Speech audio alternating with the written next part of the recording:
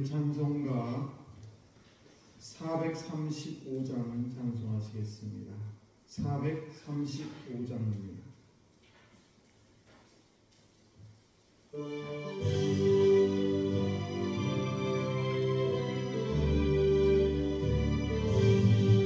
나는 영원하신 이여 생명마다 귀하다. 나의 갈 길 나가라 나와 동행하소서.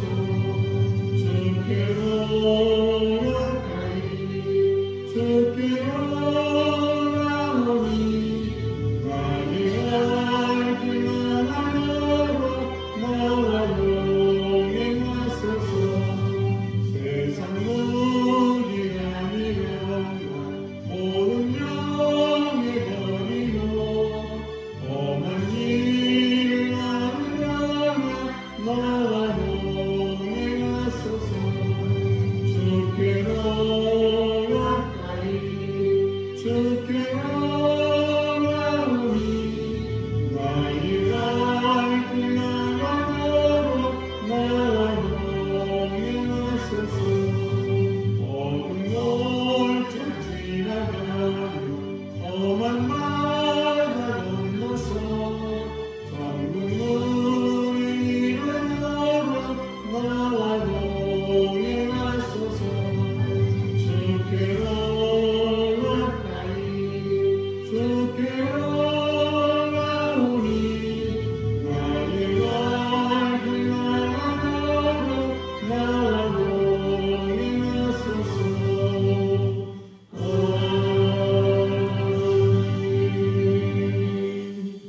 오늘 이 새벽 우리 계신 하나님 말씀입니다. 사무엘하 21장 1절에서 9절 말씀입니다.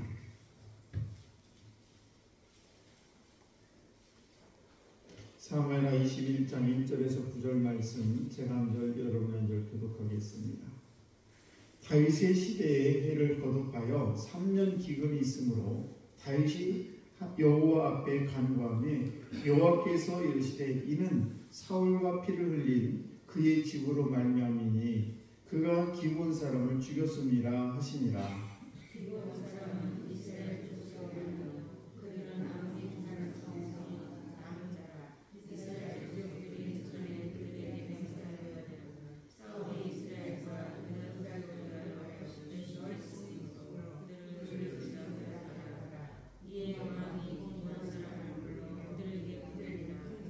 다윗이 그들에게 묻되 내가 너희를 위하여 어떻게 하랴? 내가 어떻게 속죄하여 너희가 여호와의 기업을 위하여 복을 빌겠느냐 하니 기브온 사람이 그에게 대답하되 사울과 그의 집과 우리 사이의 문제는 임금이 있지 아니하며 이스라엘 가운데서 사람을 죽이는 문제도 우리에게 있지 아니하나이다 하니라. 왕이 이르되 너희가 원하는 문제를 하라. 그들이 왕께 아뢰되 우리를 학살하였고 또 우리를 멸하여 이스라엘 영토에 머물지 못하게 하려고 모함한 사람의 사손 7사람을 우리에게 내주소서. 여호와께서 하신 사울의 복을 기뻐하여서 우리가 그를 여호와께서 용배하나이다. 왕이 이르되 내가 되지 않으리라. 그러나 다윗과 사울의 아들 요나단 사이에 서로 여호와를 두고 맹세한 것이 있으므로 왕이 사울의 손자 요나단의 아들 우비보셋은 아끼고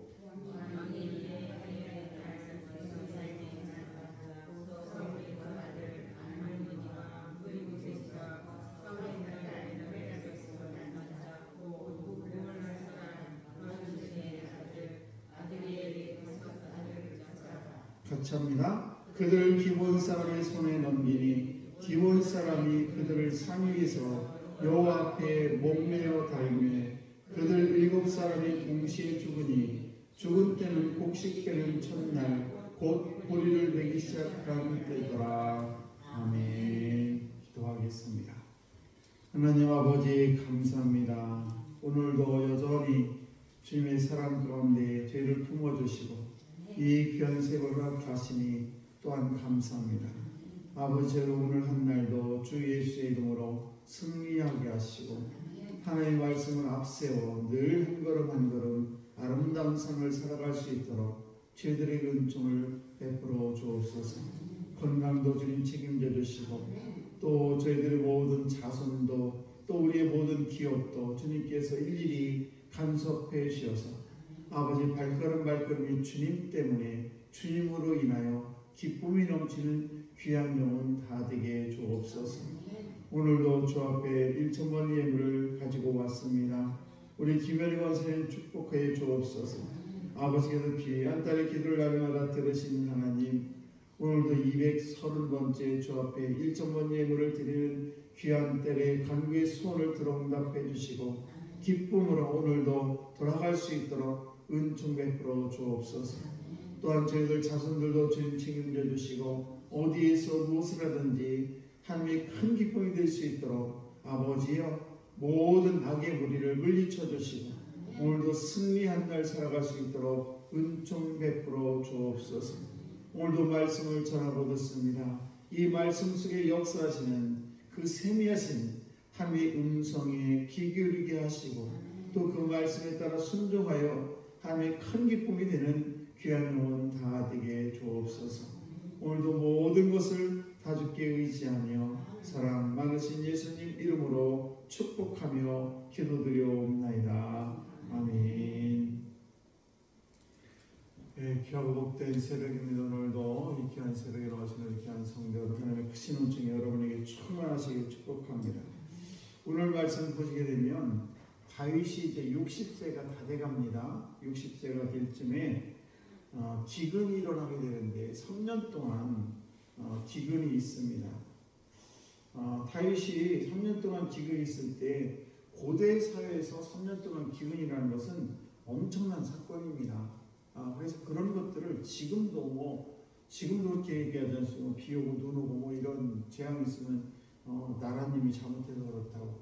그런데 그런 건 아니지만은 아무튼 간에 이 다윗이 있을 때 3년 동안 기근이 있게 되는데 그때 다윗이 하나님 앞에 간절히 기도하게 됩니다. 하나님께서 응답해 주시죠. 야, 너 그 기근이 있는 것은 1절 말씀 끝에 보게 되면 이는 사울과 피를 흘린 그 집으로 말미암으니 그가 기브온 사람을 죽였습니다.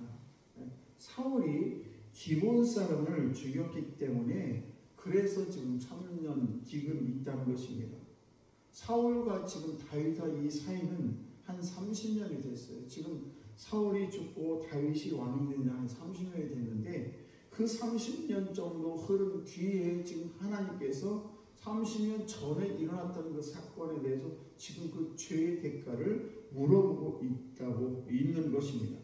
그래서 또 2절 말씀을 보시게 되면 그 기본 족속이 어떤 족속인가에 대해서 간단하게 이야기가 나오는데 이 기본 족속은 사실은 이스라엘 민족이 아니에요. 그런데 왜 이 기본 족속을 죽인 것에 대해서 하나님께서는 이 죄의 대가를 기근으로 3년 동안 이런 일을 벌이게 하느냐? 그것은 여호수아가 가나안 땅에 들어왔을 때 기본 족속은 살려주겠다 이렇게 하나님 앞에 맹세를 했습니다.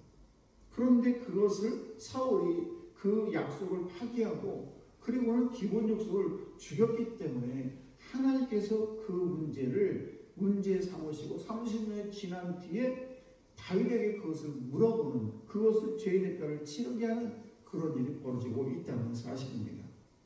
그 3절 말씀을 보시게 되면 그래서 이제 다윗이 기본 사람 불러가지고 그러면 어떻게 하면 좋겠느냐라고 물어보게 되죠. 그러자 이 기본 사람들이 이야기합니다. 우리는 금이나 은이나 이런 것 돈으로 보상받는 거 원하지 않습니다. 대신에 그 사람을 7명을 그것도 우리를 죽였던 그 사울의 핏줄 그 7명을 우리에게 주세요. 그리고 사울의 그런 고향이었던 그곳에서 내가 그들을 목매달아 죽이겠습니다라는 그런 이야기를 하게 됩니다. 그러자 4절, 5절, 6절 보시게 되면 그렇다면 내가 기본 사람들에게 다윗이 약속을 하면 그래 알았어. 내가 당신들이 원하는 7명을 주겠다라고 얘기를 하게 됩니다. 참 어떻게 보면 이 다윗이 상당히 매정하다. 그런데 고대 사회에서는 이렇게 오늘날처럼 뭐 냉장고가 있고 이런 것도 아니고 그래서 어디 창고에 쌓아놓을 수도 없는 것이고, 그래서 이 기근이 3년 동안 된 것에 대해서 이것을 하나님께서 분명히 또 이것은 이런 대가를 치러야 된다는 말씀을 하셨기 때문에 그것을 내줄 수밖에 없는 그런 형편이 되게 됩니다. 그래서 문제는 누구를 내주냐라는 문제인데, 사실은 사울의 아들이 살아있죠. 무비보셋이 살아있습니다. 그런데 오늘 7절 말씀을 보게 되면 무비보셋, 요나단의 아들이죠. 무비보셋은 아끼고 내주지 아니하고 대신에 8절 말씀을 보시게 되면 사울왕의 딸이 있어요. 사울왕의 첩이 있는데, 첩이 누구냐, 바로 미스바라는 그런 첩입니다. 그 첩에서 난 아들 둘, 알모니와 무비보셋, 이름이 똑같으죠. 무비보셋, 동명이인입니다. 그 두 아들과 그리고 또 아드리엘의 5 아들, 그것도 사울의 딸입니다. 이렇게 사울의 딸의 아들 5과 그리고 사울의 첩의 아들 둘, 이렇게 해가지고 총 7명을 보내주게 됩니다. 그리고는 그들이 결국 목매달아 죽임을 당하게 되는 사건이 오늘의 내용인 것입니다. 자, 그렇다면 오늘 이 내용을 통해서 우리가 이 말씀을 통해서 어떤 이 교훈을 얻는 것인가? 그것은 그 오늘 말씀을 보시면 남의 눈에 눈물을 흘리게 하는 것은 반드시 그 대가를 받게 된다라는 것을 우리에게 잘 교훈해주고 있다는 사실입니다. 1절 말씀을 보시게 되면 사울이 기본 사람들의 피를 흘리게 했기 때문이라고 하나님께서 분명히 말씀하셨고, 그 일이 일어난 지 벌써 30년 훨씬 지났음에도 불구하고 하나님께서 그의 죄가를 물어보는 그런 일들이 있게 됩니다. 그리고 결국 사울 왕의 집안의 자손 7명이 교수형에 처하게 된 것을 알 수가 있습니다. 오늘도 우리가 이 세상을 살아가면서 참 여러 가지 일들을 만나게 됩니다. 그런데 오늘 이 말씀을 통해서 우리에게 결코 잊지 말아야 될 것은, 남의 눈에 눈물을 흘리게 하면 그 대가는 반드시 치르게 되어 있다는 것입니다. 콩을 심으면 콩이 나는 것이고 팥을 심으면 팥이 나는 것처럼 우리가 선을 심으면 선의 열매가 있는 것이고 악을 심으면 악의 열매가 반드시 있다는 것입니다.